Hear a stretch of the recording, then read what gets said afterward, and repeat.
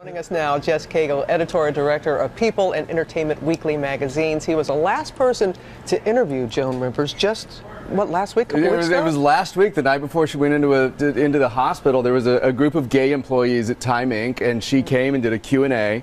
And she always said, "I don't want anybody in the front row that I know. I just want a bunch of gay people." And that always put her in a good mood. But she was as warm as I'd ever seen her before, in a better mood than I'd ever seen her before. She was hilariously funny, and seemed very healthy and very happy.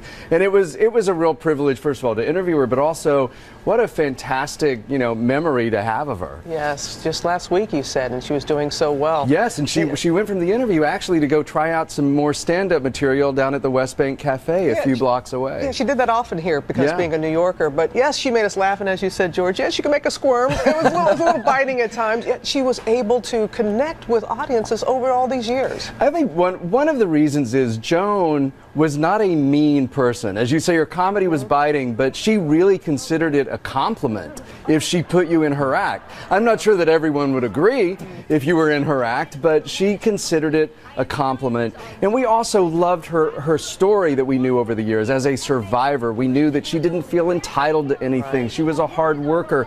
And as she said, I talk about the things, I say the things that people think, so her comedy was that of an outsider looking in.